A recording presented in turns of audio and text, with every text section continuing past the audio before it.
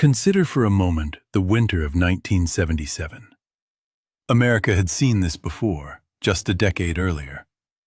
The severe blizzards of the 1960s had provided harsh lessons. Now, cities were better prepared, with established plans and more adequately equipped crews. People felt confident they understood what to anticipate. Radios still occupied kitchen counters, and morning newspapers landed on frost-covered doorsteps. Gauging the weather meant looking at the sky, not a digital application. When the initial cold fronts arrived, it didn't feel like an emergency. It felt familiar. "We've experienced this before," people remarked while shoveling their driveways. Yet, this winter wasn't merely making a brief appearance. It intended to linger. The cold intensified to such an extent that the very air seemed fragile, ready to splinter. Snow didn't just fall.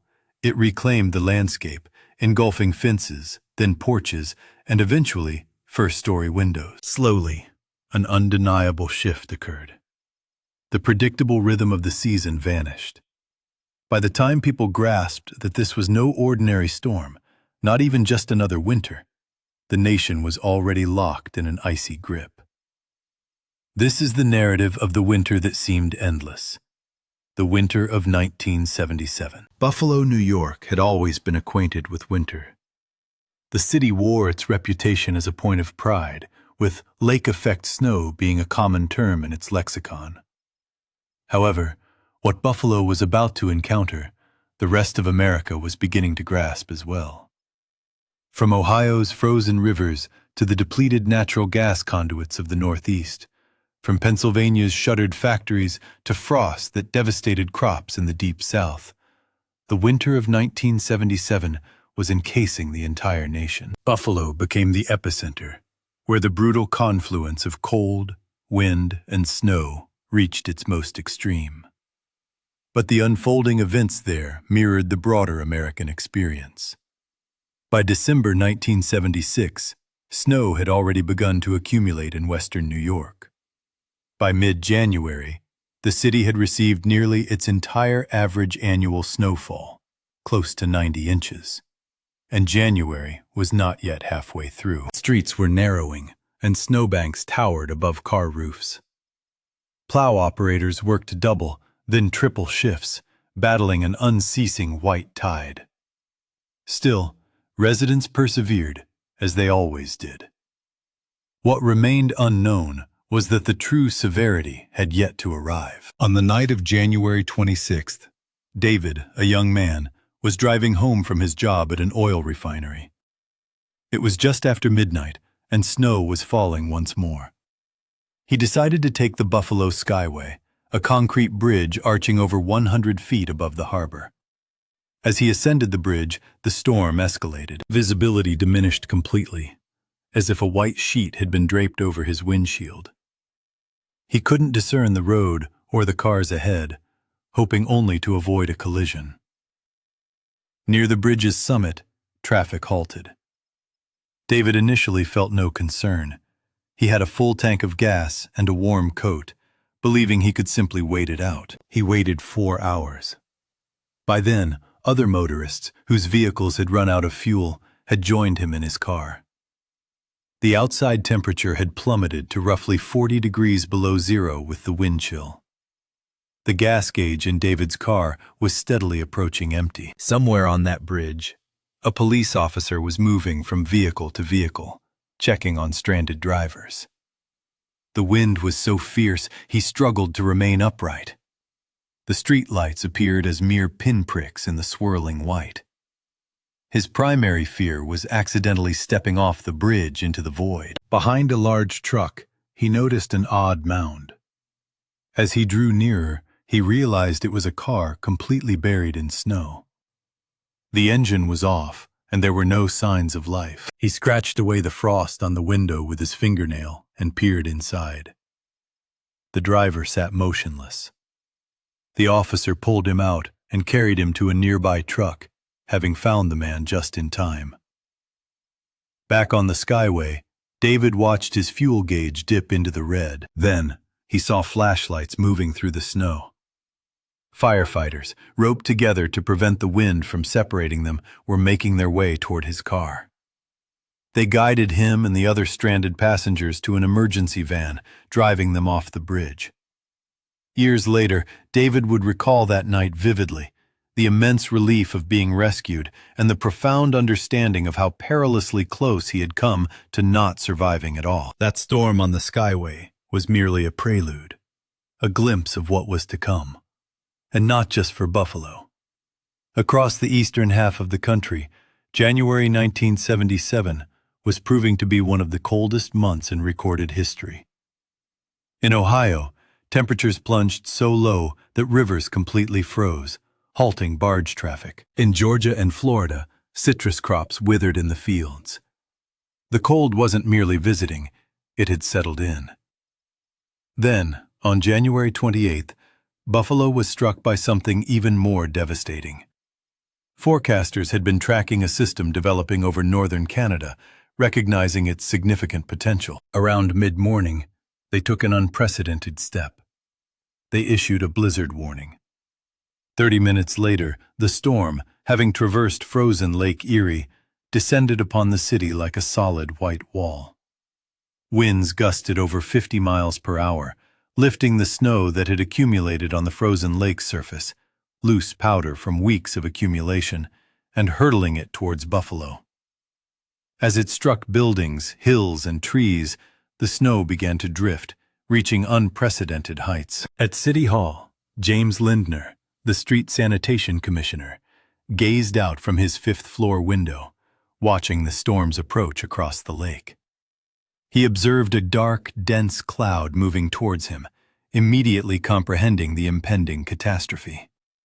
He telephoned his wife, warning her not to leave the house. She disregarded his advice, convinced he was overly pessimistic. She would not make it home for 2 days. Throughout Buffalo, people were being pulled in from the streets, extricated from cars, and picked up from the snow where they had been knocked down by the wind. At City Court, a police officer named Raoul was awaiting testimony in a criminal case. However, the judge adjourned court because attorneys and witnesses were unable to arrive.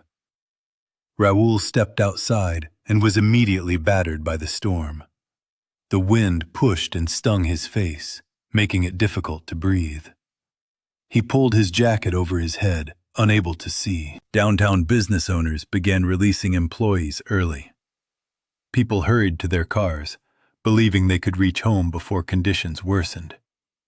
They had no idea they were driving into the most severe blizzard in the city's history.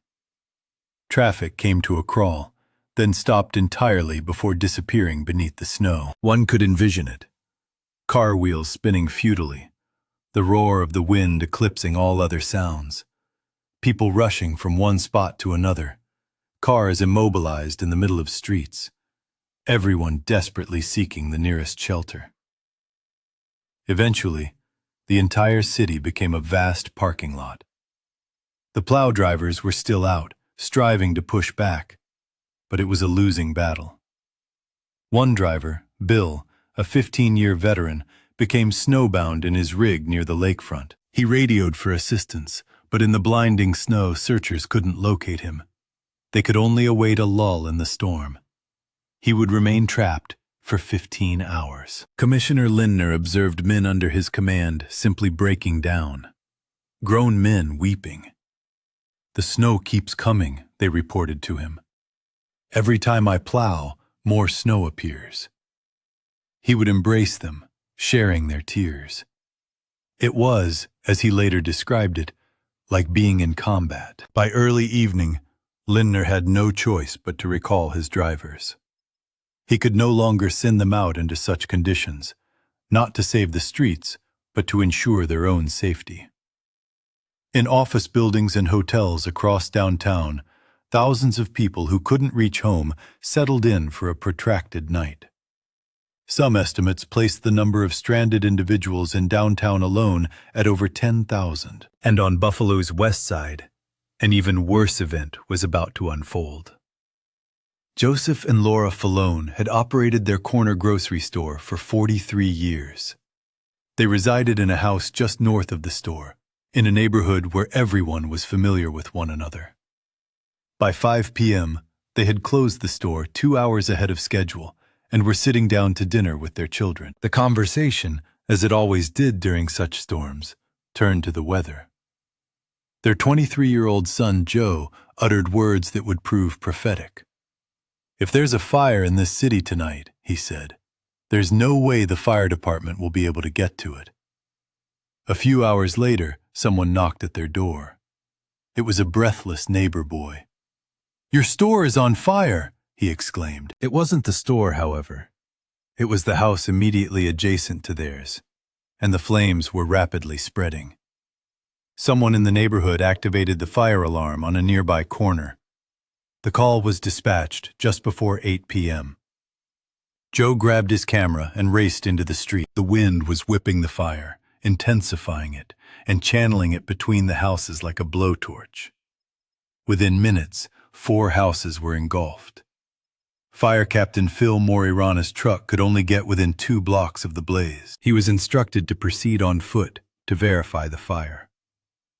He was still a block away when he saw the glow in the sky and smelled the smoke. He radioed for a second alarm based solely on that unusual glow. But this was an extraordinary fire. Firefighter Tom Schultz was maneuvering his engine through a labyrinth of abandoned cars and snowdrifts. The journey, which typically took 3 minutes, stretched beyond half an hour before he finally approached the intersection. By the time they arrived, massive embers were flying from the fire, arcing across the street and threatening to ignite the entire block. Schultz thought to himself, "If this fire jumps the street, we're going to lose the city." Inside their house, the Fowlone family had mere minutes to decide what to save. Joe rushed through the rooms, grabbing his mother's crystal. She, in turn, sought out $4,000 in vacation money they had concealed in the ceiling. Strangers who had witnessed the fire lined up at their door, forming a human chain to pass boxes of possessions down to the family's waiting van. Joe dashed upstairs to retrieve his valuables, but flames already billowed from the window. The wind howled between the residential structures like an inferno, causing windows to shatter and drapes to ignite. This was his final glimpse of his childhood abode. Several hours later, firefighters managed to subdue the conflagration. 5 residences were destroyed, and 2 others sustained considerable damage. The Falzone family lost their home, though their business remained intact. Miraculously, there were no fatalities. Tom Schultz's fire engine, however, was less fortunate. Water from the hoses had ascended to the running boards and solidified, encasing the truck in almost 2 feet of ice. It would remain immobile for days. Looters stripped it of its radios, brass nozzles, and any other items of value. By midnight, the blizzard had raged for over 12 hours. The governor had declared a state of emergency, yet the storm showed no signs of abating. The following morning, dawn unveiled the extent of the calamity.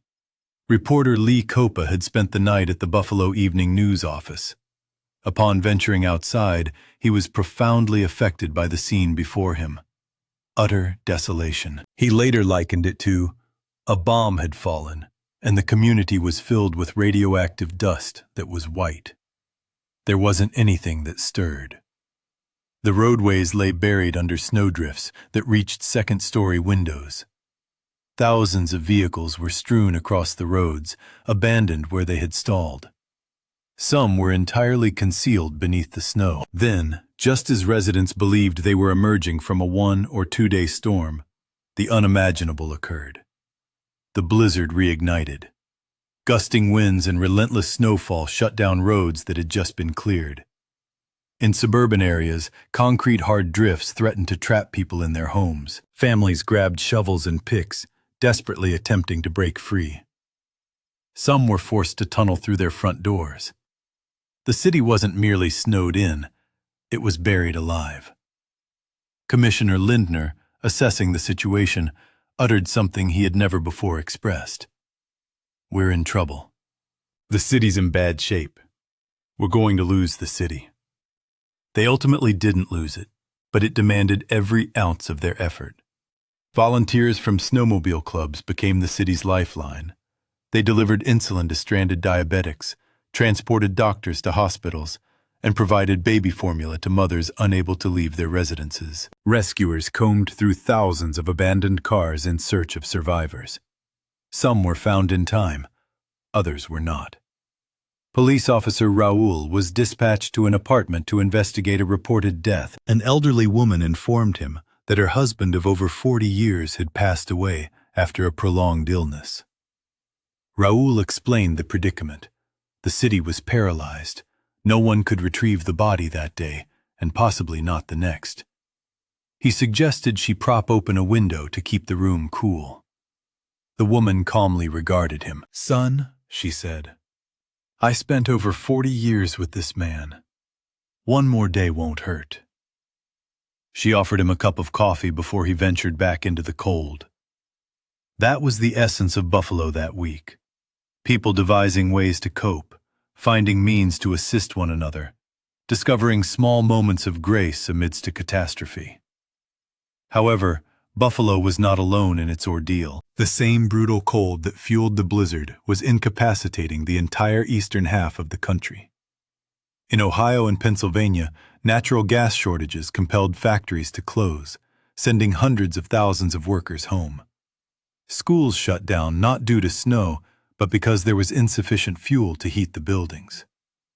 In certain regions, gas pressure plummeted so low that pilot lights extinguished in homes, leaving families without heat in sub-zero temperatures. In the South, the impact was distinct but equally severe.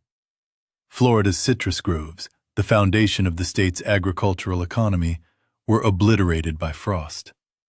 Farmers watched helplessly as entire harvests froze on the trees. The losses would eventually escalate to hundreds of millions of dollars. This was no longer a regional event. It was a national crisis. President Carter, barely a week into his administration, was compelled to declare energy emergencies across multiple states. The winter of 1977 tested the nation's infrastructure in ways no one had foreseen. And in Buffalo, the trial was far from over.